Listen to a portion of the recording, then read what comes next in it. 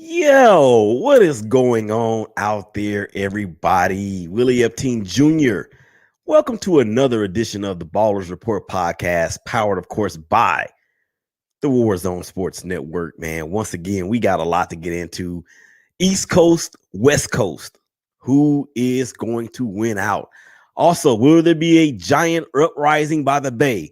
The mustache has been landed himself in hashtag Fly Eagles Fly, and some breaking news that actually came out again with regards to Baltimore Ravens running back J.K. Dobbins. We're going to get into all of that, man, here in just a few minutes. Thank you guys for checking us out on YouTube Live as well as Periscope, man. We got a lot to get into. So you already know what it is, man. You already know what time it is. You know what we got to do. So without further ado, let's get it.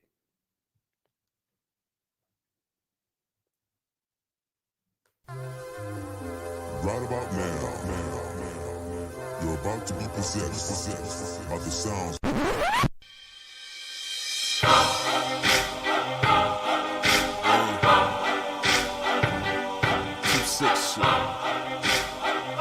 Yeah, I know what it is, man. You little suckers get to talking, grabbing and walking, strapped to the pong of their jaws and smacking they sleep with the coffins. And they getting greedy like saying, give me all. Group, this edition of the Ballers Report podcast right here on the Warzone Sports Network. I am so very excited once again to have you guys joining me along these airwaves. Thank you guys again for checking us out on YouTube Live as well as Periscope. Shout out to the boys at the Warzone Network, man. I appreciate you fellas. And I'm looking forward to this show because there's a lot of things going on as the hunt for October is on and popping. My team, the Oakland A's. Oh, let me do that again. Oh, it's been that kind of a week for hashtag Rise and Grind. We're going to get that here in just a second. But let's start off with the East Coast, West Coast beef. And this really centers around the champions, the Los Angeles Dodgers, and the New York Yankees, who we actually spotlighted last week the last episode, rather, in the tale of two apples. Of course, the New York Mets have been on a downward spiral since the All-Star break. And the New York Yankees, they had their 13-game winning streak snapped yesterday by guess who? My Oakland A's. And look, the A's, in typical A's fashion, had to make it interesting once again as they had me on the edge of my feet. That doggone Aaron Judge, man, he launched one in the top of the ninth inning. I thought it was going to never land. But here's the thing with the Yankees. Let's start with them. In that 13-game winning streak that they had that was snapped, during that time, they swept the Red Sox and they swept the Braves, amongst other teams. But we're going to just leave it there with those two because there was a time where the Red Sox were in first place, firmly in first place. And then you have the Atlanta Braves, who have really just turned it around since the All-Star break and really the trade deadline. And that was helped, of course, by the Mets and what they've done, or in this case, really not done, over the last several weeks. But as far as the Yankees go, let's kind of just look at this from a historical perspective, if you will. During the streak of 13 or 12 in a row, or no, 13 in a row, I'm sorry, they scored 75 runs. That was tied for second. Their hard hit ball percentage. Of course, that means the amount of balls that they hit that were hard hit in accordance to any other balls like flyouts, ground balls, whatever the case may be. 36%, 35.5%. That's third in the majors. Their stolen bases for the team during that period, 11, fourth in the majors. They only grounded into 4 double plays. That's tied for second least over that span. Their starting rotation ERA. This is big because a lot of people had thought that the Yankees' weakness, along with them not having any right-handed power, any left-handed bats in the lineup before the addition of Joey Gallo and, of course, Anthony Rizzo, their ERA, their starting rotation ERA was one that was most concerned if you were a hashtag squad up fan, of which I am not. Oh, by the way, I hate them too. Starting ERA 2.61. That's second in the majors. Bullpen ERA, which had been the strength of their pitching staff, 2.25 ERA, third in the majors. and strikeouts per 9 innings. That actually is a cumulative number, if you will. The 9 innings, not necessarily over a game, but like from like the 3rd inning to the next game to the 3rd inning or something to that effect. 5th in the league or 5th in the majors in Ks per 9 innings at almost 10. Ridiculous. And in yesterday's game against the A's, they had only had 1 hit deep into the game. I mean, deep into the game, like into the 7th inning. And then they strung a couple of hits together. And then Aaron Judge comes up to the plate. They're down 3-1, or actually they're down 3-0. And he launches a 2-run homer. I mean, it was a no-doubter off of I want to say it was, I can't even remember. It wasn't off of Chafin. It was off of another reliever who name escapes me at this moment. But Freddie Montes had a terrific outing yesterday for the A's. I was really proud of the way that he actually was able to silence those bats. And that is a much needed boost for that rotation that is without their best pitcher in Mr. Bassett. Mr. Bassett did have successful facial surgery last week, and he is anxious to get back. But of course, he's out for the year. So the Yankees, man, now are still in second place because the team that they're looking up at, the Tampa Bay Rays, oh my gosh. It's just not fair if you are a Yankee fan only to see the Rays reel off about 9 out of 10 themselves and still have a firm hold on first place in the American League East. And I think those two teams, I think they may play another 6 times the rest of the year. We'll have to see. But anyway, the Rays have actually had their Yankees number pretty much all season, but it's been a different Yankee squad in the second half. So let's move over to the Los Angeles Dodgers. Oh, by the way, I hate them too. And I know that's Joe's team. What up, Joe? Joe, look, I'm going to talk bad, but I'm going to talk good about your Dodgers, okay? Mookie, they've done a lot of this without Mookie Betts. He's been on the IL for the last several games in terms of his back injury, and he also has some hip issues, if I'm not mistaken. So when you look at the Dodgers and what they have done, nothing short of remarkable. But again, just like the Yankees, they can't seem to catch the Giants in their division because the Giants just keep on winning. But let's look at the Dodgers for a second. They're 2 games out of first place. They're actually behind in a game against the Colorado Rockies right now. And if they lose this game, they would have dropped, I believe, maybe it'll be 2 out of 3 that they've dropped to the Rockies. So unless they put up a miraculous comeback, then they're going to drop possibly. Well, actually, they won't lose any ground because the Braves actually beat the Giants today in the finale out in Atlanta. We're going to get to Atlanta a little bit later on in the show. But the Dodgers, man, look, that offense is that offense. And Walker Buehler, who I had picked to win the National League MVP, he is anchoring that rotation. The back end of it seems to be pretty stable with Trinan and as well as Kenley Jansen, although he continues to scare people in Dodger Nation at the end of games. But hey, as long as he's getting it done, that's really the best thing that matters. Look, okay, Tony, I see you, man. Take your time about talking to Dodgers. I'm not going to do that because, I shouldn't say they don't deserve it. They do deserve it. Joe's out at the game with great seats and he's watching them lose. Okay, maybe he needs to go to the rest of the game so they can lose the rest of the games there, Tony. But anyway, so the Dodgers, man, 82-48. The thing, if there's anything that you're going to be concerned about the Dodgers and their performance, it's going to be particularly in close games. The Dodgers are only 19-21 in one-run games. And that may seem like, okay, well, yeah, just hold them to this, that, or the other, and you'll have a chance. Well, it's kind of hard to do that, man, when you have an offense that features so many great hitters. I mean, Gavin Lux, Seager, Bellinger, Book, like I said, Betts is back. So yeah, coming down the last month of the season, it's going to be very, very exciting in the Wild Wild West and the hunt for October. Yeah, I know, Tony, he does make you guys nervous, and Tony spells nervous in all caps. So Yeah, man, that is nothing short of scary, to say the least. Okay, so are the Dodgers and the Yankees on a collision course for the Fall Classic? This will be the first time that these two teams have met in the World Series since 1981. Actually, that was up until last year. That was the last time that the Dodgers had actually won a World Series. No, I'm sorry. I'm staying corrected. They did beat my A's in the World Series in 1988. But this will be the first time the Yankees have been to the World Series since 2009, I want to say. And the first time that these two teams would have met together, because they used to just battle out in the late 70s and into the early 80s, seemingly every year. And once again, I'm about to show my age with this, because that is back in the day when only two teams from each league made the playoffs.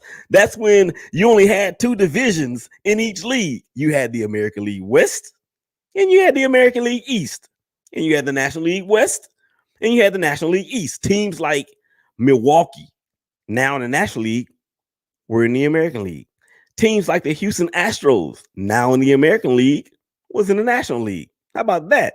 Teams like the Atlanta Braves, which is the city of Atlanta is, 12 hours east of Houston, but Atlanta was in the Western. It was in the Western Division.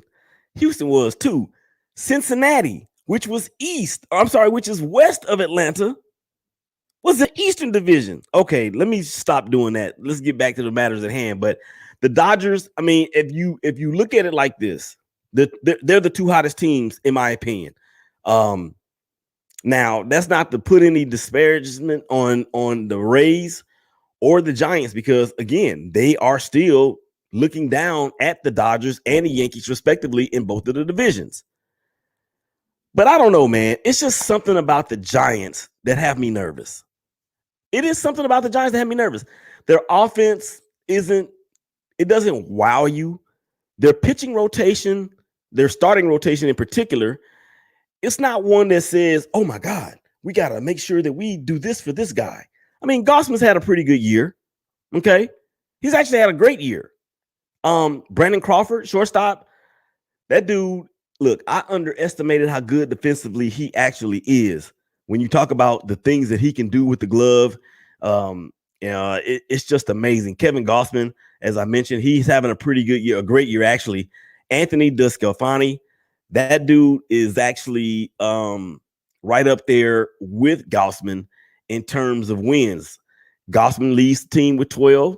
DeSclafani is there with 11. And then they've gotten some really good pitching out of Alex Wood, the former Dodger, and Johnny Cueto with that funny delivery. He reminds me of Mario Soto, guys, or Luis Tiant from back in the day. Not Soto, it was Luis Tiant from back in the day with that funky delivery. I like the way he shimmies at the top of his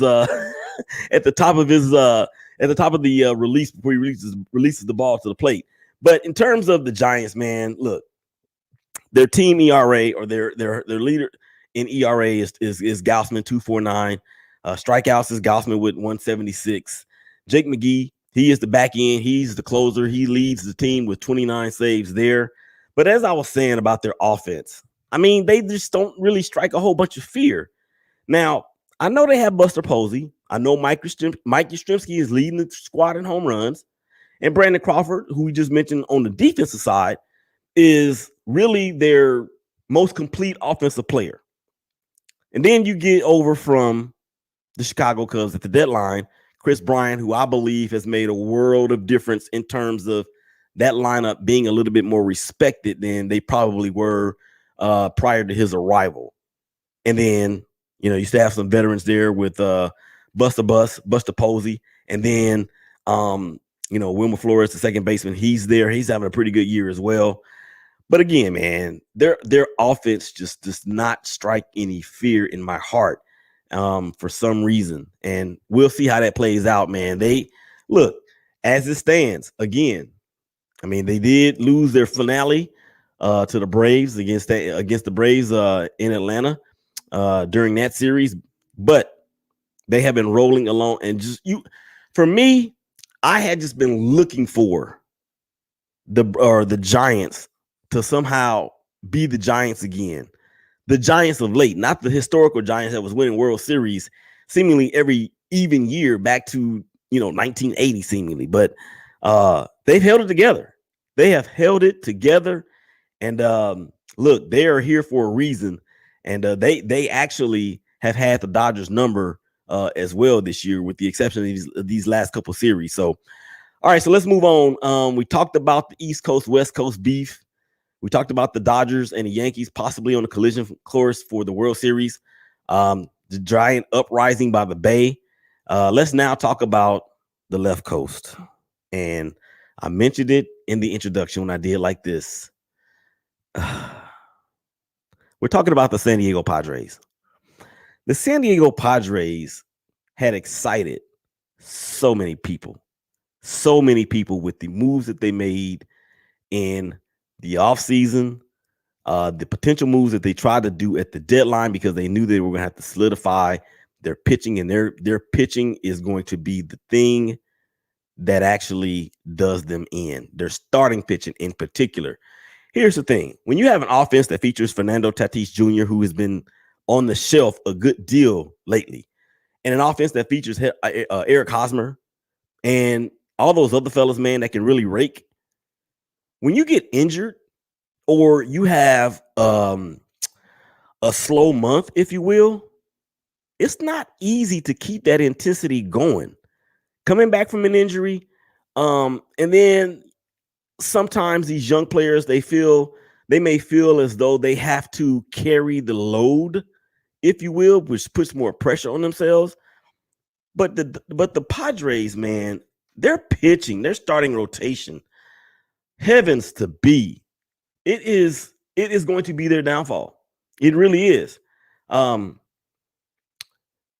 You have never really been able to count on Yu Darvish, although he has put up some pretty good regular season numbers over the past couple years. Okay, now Joe Musgrove, he had the no-hitter earlier in the year. Then he struggled a bit. His ERA is back under 3, which is good news, but he can't do it himself. They have not one pitcher in their rotation that has double-digit leads going into, or a double-digit win total, rather, going into September. I don't know if that's ever happened before, but if it has, okay. But if, Yu Darvish, Blake Snell, Chris Paddock, those guys, Ryan Weathers, no, sir. It's really taxing on the pen.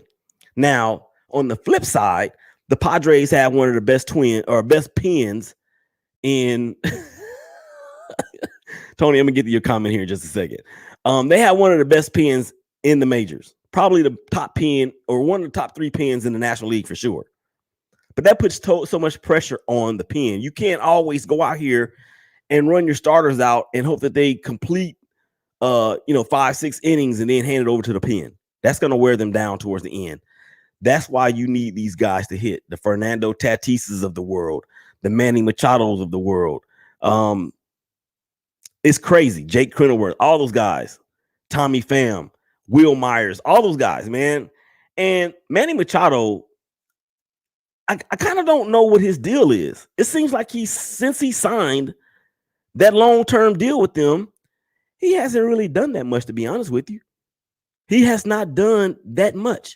You expect a guy that has signed for that amount of money to have more than 22 home runs at this point of the year. That's just what it is. And there's enough protection in that lineup for him to see good pitches. So I don't get it. And they have hit a downward spiral that reminds me of what the Braves did a few years ago when they allowed the Cardinals to catch them for that final wild card spot. And I don't know if they have enough. Now, the same thing could be said about the A's. If the A's have any saving grace, is that they play in a division that is not as competitive as what the Padres play in. The National League West, in my opinion, is a little bit better than the AL West, although Seattle, the Mariners, they have made a charge and they have put themselves in a conversation for one of the wild card spots. And they're actually only a game or 2 behind the A's in the division.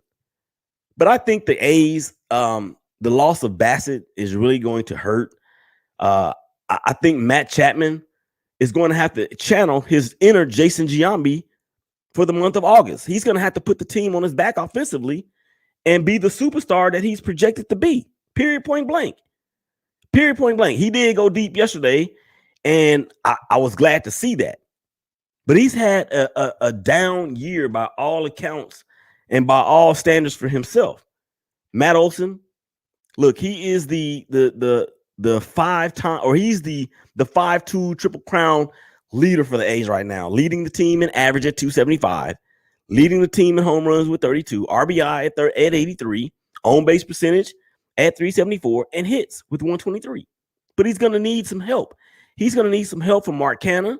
He's going to need some help from Chapman and Jed Lowry and Sean Murphy and the rest of those guys. Mitch Morton, I mean, I know that you're facing a shift every time you go to the plate, but dude, you need to step it up, particularly in knowing that the pitching is down without the best pitcher there. And he was en route, dog, to he was in line for Cy Young conversation. 3.22 ERA, 12-4 record. Not bad whatsoever. And then after that, it's kind of a drop off. I mean, Sean Manaea, he's up and down, too inconsistent, way too inconsistent. Then you have Frankie Montas. I said Freddie earlier. Frankie Montas. I'm like you said earlier, Tony, in the show about Kenley Jansen. I'm saying the same thing about Montas. He makes me nervous.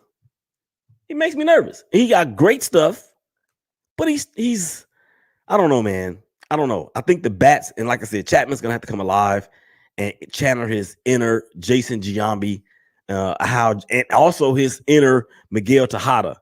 When both of those players put the A's on their backs in August and September, and carried them to the playoffs. And now I'm expecting that at least out of Olsen, but with some help from Matt Chapman as well. Okay, here you go, Tony. San Diego is a great place for vacation, bad place to root for baseball. You know what? It is a great place to vacation. That gas lamp district is lit for real. And that don't mean no pun when I say that. But when me and the wife went out there in July for our 8th year anniversary, we had so much fun. And it is a lot to do in San Diego. And it is a beautiful city. But you might be right about that, Tony. It may be a bad place to root for baseball. Okay. Let's talk about the wherewithal for the Padres. And no. Let's move forward. Let's move over to the Atlanta Braves. The Atlanta Braves probably have the best offense or the best lineup in the National League. Period, point blank. Even without Ozuna, even without Ronald Acuna Jr., because Freddie Freeman is there, Ozzie Albies is there, Jorge Soler, who they got in the trade at the deadline from the Royals, is there, and Jorge Soler can rake. He is one of those players that you don't ever hear about, but he's very, very good. Very, very good. The Braves, to me, again, their downfall could be their pitching. You know, they had a lot on the line in terms of their pitching with Mike Soroka, who actually is now out again. He's been out for the last 2 years, basically.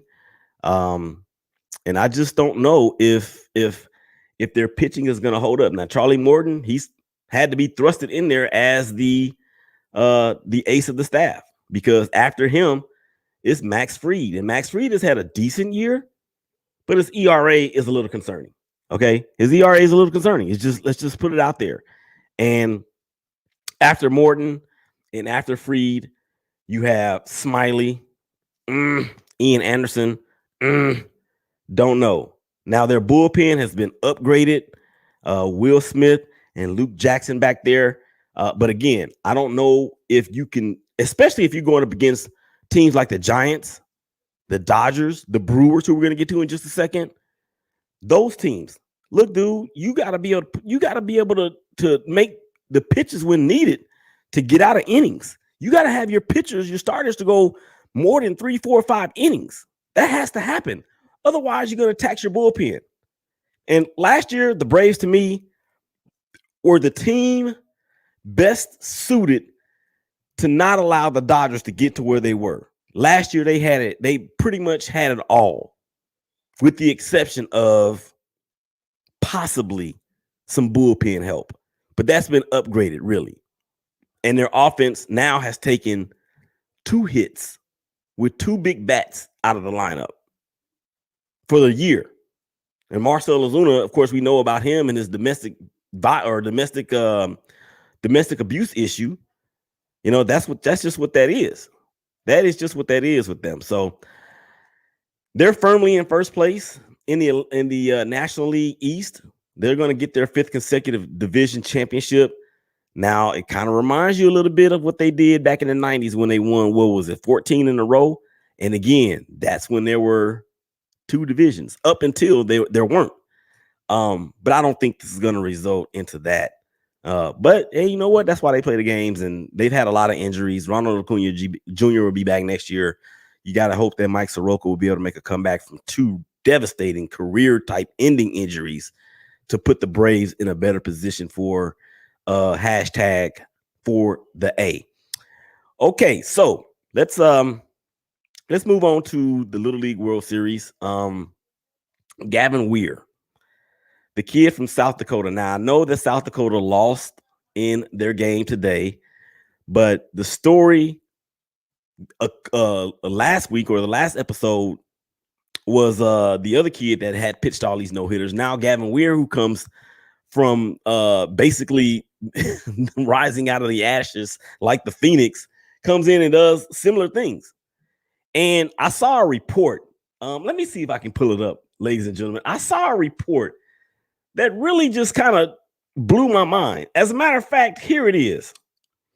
They were comparing his strikeout rate, right, to that of major leaguers. And to put it in perspective, over the course of 8 starts, Gavin had 43.2 shutout innings, allowed 1 hit, while striking out 114 people. Okay? That's an 86% strikeout rate. 86% of the people that are coming to the dish, he's just blowing them away. Let's put it in perspective. This year in the Major League Baseball season, Max Scherzer and Corbin Burns have led at different points with a 34.4 strikeout rate. This kid is striking out people nearly 3 times the rate as major leaguers. I don't care what you say, ladies and gentlemen. That's large. That's large. That is large. And to tell you the truth, I don't know if that's a stat that they've kept at the LLWS for a long time. I'm pretty sure that it may be one of those things where it's part of those advanced analytics, which I don't have a problem with. But that's just phenomenal. That's just phenomenal. And they interviewed him after the last game, not the game from today, but the last game where he nailed down the no-hitter, and asked him who his favorite player was, because they made the comparison to Chris Sale, and he said, Chris Sale is okay. Wait, what? Chris Sale, aside from the Tommy John surgery, which he mentioned, he said Chris Sale is cool, but without the Tommy John. But I don't know if he has kept up with Chris Sale, especially in his days with the White Sox, because and I get the comparison because their deliveries are eerily similar. They're both left-handed. They're both big guys, for their age or for their competition level. But he said that his favorite player was Mike Trout, and that Mike Trout is the best player in the game. Ladies and gentlemen, we have not seen Mike Trout since May. And the Angels have said that they're not gonna shut him down. But why bring him back now? I mean, why bring him back now? I don't get it. Tony, one more comment from you. Actually, a couple more comments from you. You said the Giants will fold like clean clothes. You said that. You've been saying that for a minute. I don't know, man. Us older folks remember Danny Almonte dominating the World Series. Yep. I remember that kid. I think this kid, Gavin Weir, is a little bit more dominant, though, to be honest with you, Tony. But again, back then, they didn't have going the advanced analytics statistical montage guru stuff that we see today. So, but yeah, man, congratulations to everything that that young kid is that young kid accomplished. I mean, he clearly was one of the big stories of the tournament. Remember, the Little League World Series did not have any teams from outside the United States due to the stupid pandemic that I'm so ready to be over. And I'm going to have a show here on the Ballers Report podcast about that. It's going to be a little bit off the rails when it comes to sports. It's just going to be me talking my heart. Okay, so we have a few minutes left to go. We got a couple other things I want to get to. Let's talk some NFL because the NFL season is upon us. The third week, or really the fourth week of preseason games, is going to conclude over the weekend. I did see the Dallas Cowboys lose to the Jacksonville Jaguars today, but who cares? I know Trevor Lawrence had a pretty good game, but it was probably against the second team defense for the Cowboys. As a matter of fact, I have a feeling that was the majority of the second teamers were on the field. I did not actually see it, but I did see DeMarcus Lawrence on the interview or getting interviewed on the sideline with no pads on. So that tells me that no starters were in the game for the Cowboys as far as defensive goes. But here we go with New Orleans. And let's just send a prayer out, man, to the Gulf Coast because 16 years to the day that Hurricane Katrina landed in that very same area on the very same day, Hurricane Ida has made landfall just west of New Orleans. And if you know anything about Louisiana, that area down there is just really just underwater. I mean, it's so far below sea level. It's not even funny. So in the wake of Hurricane Ida, we pray that all those out there that are being hit by that storm are well and were able to get out before it got too bad for them, everybody down there. So, but let's stay in New Orleans with the Saints and Jameis Winston being announced as the starter for the NOLA, beating out Taysom Hill. I don't really think, ladies and gentlemen, that was a real competition. I think, for lack of a better word, for saving's sake, Sean Payton, head coach Sean Payton, probably had to say that it was a competition, but we knew that was going to be Jameis's job really to lose and not so much Taysom Hill's job to win. Now, Jameis Winston, number 1 overall draft pick. He's a champion in the NCAA ranks. He's a Heisman Trophy winner. It ain't like the dude just forgot how to play football. So his time in Tampa Bay, going to New Orleans, studying under Drew Brees, watching how Drew Brees is a professional, maybe that will be the thing that helps him mature and help him make better decisions. And it doesn't help that you have a better team around you, although that your all-world wide receiver decided to have off-season surgery in the summer when the injury was diagnosed back in, January. Why would you wait till then to get the surgery done? I didn't understand that. But he's got, 60-something million guaranteed. So not to say that he's faking the injury, not saying that he got his bread and now he's just packing it in, but there's something wrong in Denmark, as Bugs Bunny used to say. And Jameis Winston, look, that team along with the San Francisco 49ers, people keep saying that both of them are Super Bowl contenders. I don't understand how your team can be a Super Bowl contender when you have so many questions at quarterback. In terms of the 49ers, okay, we don't know who it's going to be. And in terms of the Saints, yeah, I'm gonna bring Tony. Tony, what's up, Tony? Can you hear me?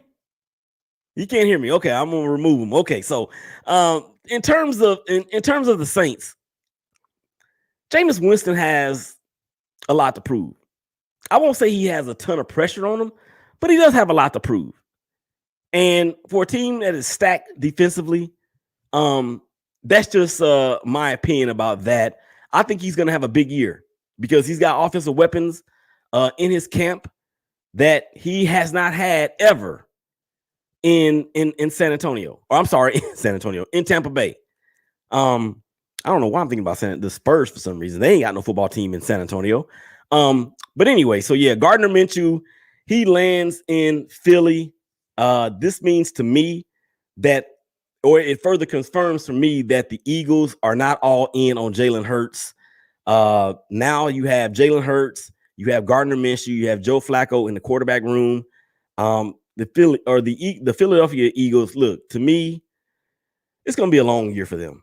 It is going to be a long, long year for the Phillies. Just 3 years removed or 4 years removed from a Super Bowl that was won by Nick Foles, who actually lost his job to Gardner Minshew in Jacksonville, and now neither one of them are there. So, yeah, very interesting indeed.